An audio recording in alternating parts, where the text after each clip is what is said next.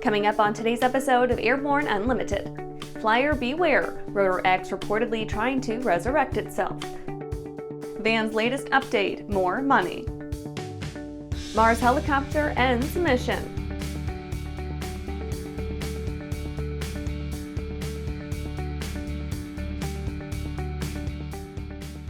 Welcome to Airborne Unlimited. I'm your host, Holland Lee. Let's get into today's stories.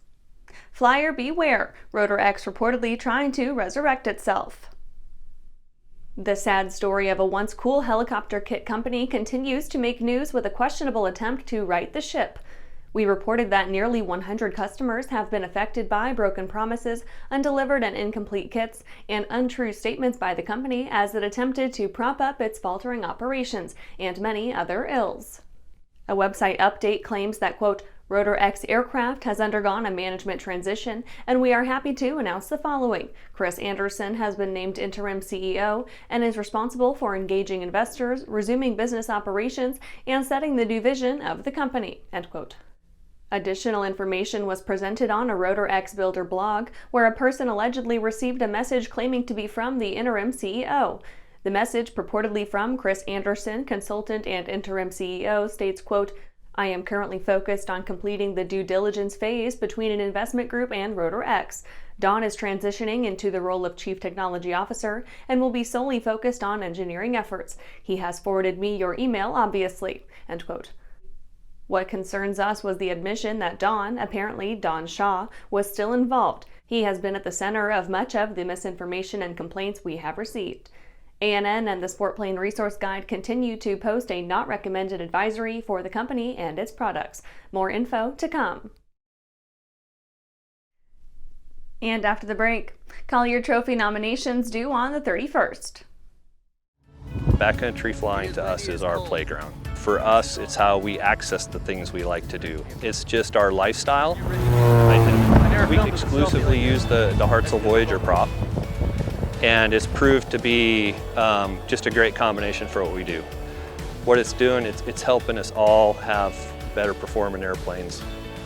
Man, it feels a lot better clearing trees by 50 feet versus 20 feet. I don't ever see myself not flying. Coming to Sun and Fun's 50th fly-in celebration, Trace Atkins for an opening day concert. A tug of war since I was a kid between Jesus and Joan. Don't miss Trace Atkins with special guest Sarah Evans. Ponytail girl grown up to be a woman, now she's gone in a blink of an eye. Get your tickets now and be a part of the kickoff celebration for Sun and Fun's 50th fly-in. Go to flysnf.org.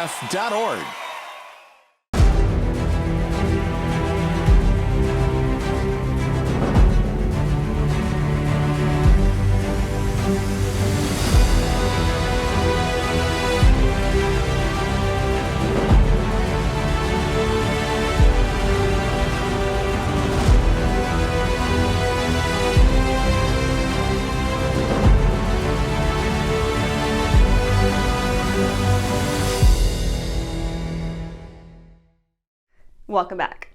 Now let's take a trip around the patch for some shorter stories. Collier Trophy nominations due on the 31st. The National Aeronautic Association's Robert J. Collier Trophy is up for grabs for 2023, and nominations are accepted through January 31st. The trophy is annually awarded to the, quote, greatest achievement in aeronautics or astronautics in America with respect to improving the performance, efficiency, and safety of air or space vehicles, end quote. The trophy has one particular addendum for such pioneering ideas, however. The advancement has to have proven itself valuable through actual demonstrated use in the preceding year. Osprey flights won't resume in Japan without approval. Japan's defense minister said that U.S. forces stationed there won't resume V-22 operations without their approval. The Air Force suspended operations after losing a crew in an unexplained crash on December 6th, a move that was quickly mirrored by the Japanese self-defense forces that operate the Type 2. The U.S. extended the localized Japanese grounding to the entire fleet around the world, pausing operations as it once again investigates the cause of a fatal crash. Electra order book swells to 2,000. Electra announced a total pre-order sales book with more than 2,000 electric short takeoff and landing aircraft, adding up to an $8 billion value at list price. The firm was pushed over the 2,000 mark with letters of intent from Jet Set Go Aviation Services Private Limited, LYGG of Finland, and Charm Aviation. Their aircraft is slated to be a hot contender for providing electric-powered short-distance flights from urban vertiports, with additional coverage for longer journeys of up to 500 miles to regional hubs. AerCap sees ransomware attack. AerCap confirmed a ransomware attack in a filing with the U.S. Securities and Exchange Commission, stating that the firm was robbed of 1 terabyte of data by the Slug Group. The group has threatened to slowly trickle out releases of the data unless AerCap pays their ransom, setting a 2-week deadline to begin paying. The leak plans appear to have 5 gigabytes published after 3 days of non-payment, 30 gigs after a week, with the rest of the data published at the end of the 2-week term. Well, that's it for today's trip around the patch. Let's get back to the rest of the news. Van's latest update, more money. The latest Van's aircraft situational update has repeated a familiar refrain that builders can eventually get what they paid for, but it's going to cost them more money.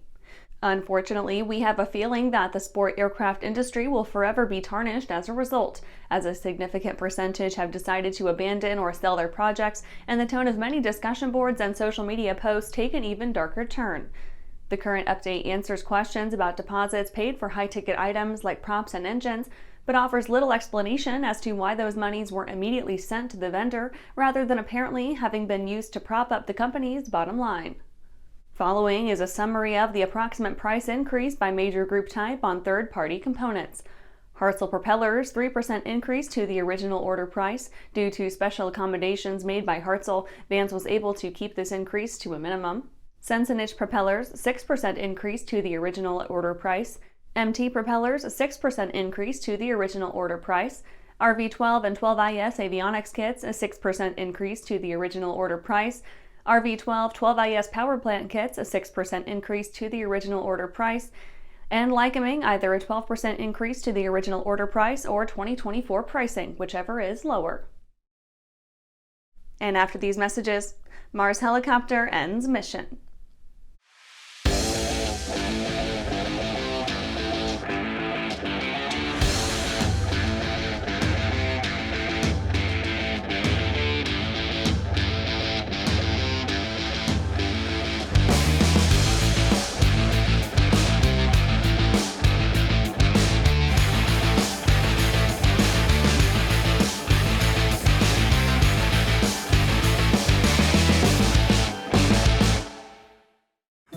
Well, hello, fellow pilot. I'm John King. And I'm Martha King. You know, we've all had our flying lives disrupted lately. Well, King Schools is here to help you stay up to date with courses that you can access on your desktop, iPad, or iPhone. If you'd like a refresher or just want to expand your aviation horizons, we have a course for you. So head over to kingschools.com/Rusty today for details. Welcome back. Mars helicopter ends mission. Ingenuity has bit the Martian dust. The surprisingly long-lived Mars helicopter has finished its mission after incurring damage to its rotors during its final landing. The program was wildly successful, going far beyond the lifespan expected of the flyweight aircraft. Ingenuity was originally assigned to only 5 test flights over the first 30 days of its tenure on Mars, but ultimately it spent 3 years there as it flew 72 missions. Overall, Ingenuity flew more than 14 times farther than ever expected, logging more than 2 full hours of flight time. It's a respectable end to a scrappy little aircraft that Flight 72 broke its wings for good. It is bittersweet that I must announce that Ingenuity, the little helicopter that could, and it kept saying, I think I can, I think I can. Well, it has now taken its last flight on Mars. Ingenuity made history as the first aircraft to make a powered, controlled flight on another planet. But then it flew farther and higher than we ever thought possible. Ingenuity has paved the way for future flight in our solar system, and it's leading the way for smarter, safer human missions to Mars and beyond. That's what we try to do at NASA. Make the impossible possible. And so, thank you, Ingenuity. And that's our show for today. You can catch episodes of Airborne on YouTube, Roku, or Fire TV. Just search for Aero-News or Airborne, and don't forget to follow us on social media. Thanks for watching.